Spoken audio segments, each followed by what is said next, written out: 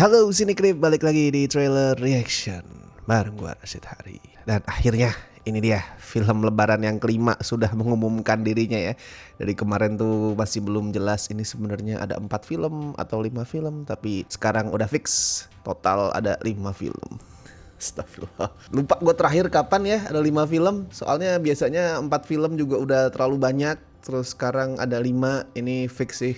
Nanti akan ada yang jadi tumbal. Nggak tahu film yang mana. Tapi itu pembahasan untuk nanti lah. Sekarang gue mau bahas film lebaran yang kelima dulu nih. Yang baru ngerilis teaser trailernya. Dan buat gue ini juga film lebaran yang paling gue tunggu. Ada 2 sih yang paling gue tunggu. Yang pertama adalah Jumbo, jelas karena itu film animasi. Dan yang kedua adalah yang ini, yaitu Kodrat 2. Yang kemarin sebenarnya udah sempat sneak peek ya di JAV. Cuman itu baru sneak peek opening scene-nya aja sekitar 9 menit gitu. Nggak 9 menit juga sih sebenarnya.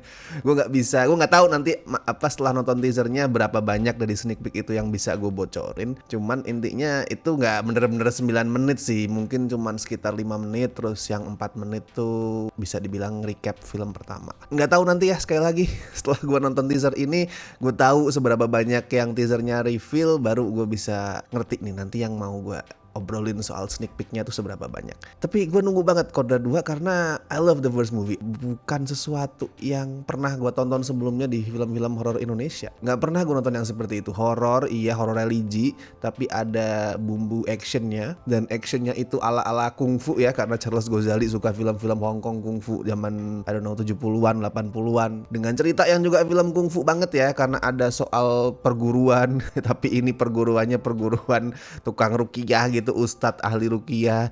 Terus dia punya guru yang gurunya tuh udah sakit-sakitan, terus punya teman seperguruan yang akhirnya jadi musuh, jadi saingan. Itu kan film kungfu banget, men. Pola ceritanya itu film kungfu. Dan bahkan di situ masih ditambahin elemen film western ya, film cowboy, film western tuh. Karena dia tuh ceritanya adalah soal pencarian rumah yang dilakuin sama karakter utamanya. Film cowboy kan biasanya gitu. Karakter utamanya adalah seorang lone wolf, penyendiri, terus kemudian dia berkelana sendirian untuk mencari rumah yang baru buat dia.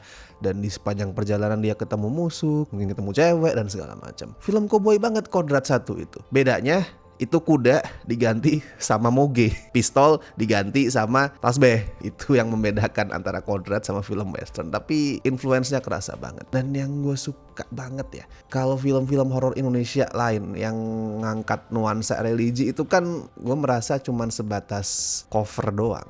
Kayak cover biar penonton tuh yang mayoritas Islam itu tertarik. Jadi ya udah nggak menambah ilmu baru atau nggak menambah bobot emosi. Tapi Kodrat tuh beda. Justru elemen religinya itu yang paling kuat. Ya actionnya bagus, actionnya seru, horornya ngeri, horornya tegang, tapi elemen religinya yang paling kuat. Belum pernah ya nonton film, mau itu film horor, mau itu film drama, yang unsur religinya itu kuat dan gue itu terharu karena elemen religi itu nggak ada sebelumnya. Ya film-film religi yang mengharukan ada, misalkan kayak Mencari Hilal gitu. Cuman kan Mencari Hilal mengharukannya lebih ke arah elemen humanisnya ya, bukan karena doa-doanya. Nah kalau Kodrat itu justru karena doa-doanya. Gue pas pertama kali nonton tuh merinding dan nangis pada saat si Vino tuh selesai, si Ustadz Kodrat ya, tuh selesai ngeruqyah. Terus dia realize bahwa sebenarnya yang harusnya dia lakuin tuh adalah merelakan orang-orang yang udah dia cintai, merelakan anaknya yang udah meninggal. Pada saat selesai meruqyah dia ngomong, innalillahi wa inna ilaihi rajiun. Dan disitu gue paham akhirnya kan, dikasih paham kalau innalillahi itu bukan maksudnya sebatas kalau ada orang meninggal, tapi intinya merelakan apa yang sebenarnya dikasih sama Allah akan kembali lagi ke Allah. Dan disitu Ustadz Kodrat merelakan itu, merelakan anaknya yang akhirnya pergi kan. Bagus banget. Gak ada film horor religi Indonesia lain yang angkatnya gitu. Ruqyah di film Indonesia ya, itu paling cuman baca ayat kursi yang awalnya pelan, Allahu la ilaha illa huwal qayyum, lama-lama naik tuh, penutupnya jelas Allahu Akbar. Udah gitu doang, mentok di situ. Ruqyah di film horor Indonesia. Kodrat enggak. Coba lah ya kita nonton dulu teaser, tapi gue nggak tahu akan di reveal seberapa banyak. Kalau yang film pertama sih waktu itu belum nge-reveal plot ya pada saat teaser, seingat gue baru nge-reveal vibe, nge-reveal karakternya. So, cobalah kita tonton dulu teaser untuk Kodrat 2. Terlalu lama aku datang untuk menjemputmu. Oh, udah di reveal ya. Gue nggak tahu sebenarnya apakah udah di announce apa belum, tapi yes, Yang salah satu yang di reveal pada saat sneak peek kemarin adalah aktrisnya itu Acha. Oke, berarti udah di reveal di sini, nanti bisa gue bahas lebih jauh. Malah membiarkan dirimu sendiri menghadapi cobaan ini. Sombongan membuatku lupa bahwa sesungguhnya dunia ini hanyalah sebatas perhiasan. Dia ditangkap gitu. Wajib.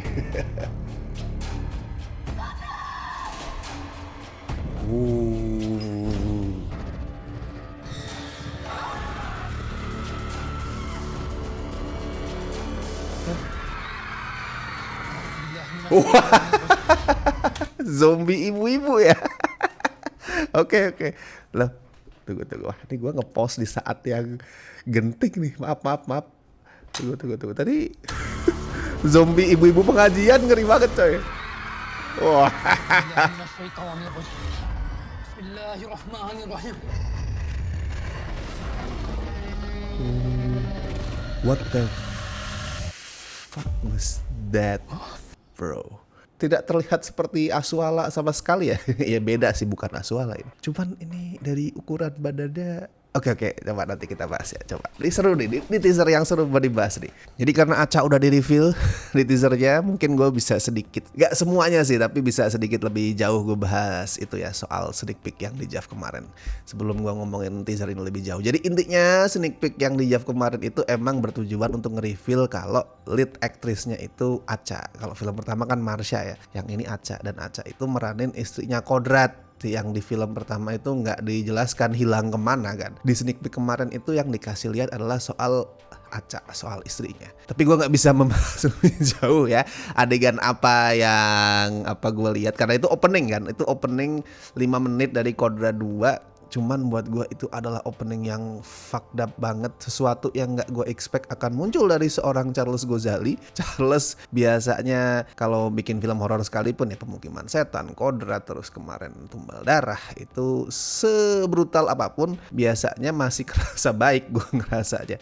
Tapi di opening scene Kodrat 2 itu yang ngelibatin Acha, gue ini sakit banget, ini fucked up banget. Jadi silakan lu bayangkan lah. Tapi itu intinya adegan memberikan sedikit kita pencerahan lah soal sebenarnya nih apa yang terjadi sama istrinya Kodrat sih, apa yang menimpa dia, karakter dia seperti apa. Nah itu lumayan dijelasin di sneak peek yang kemarin. Berarti plotnya adalah soal menyelamatkan istrinya.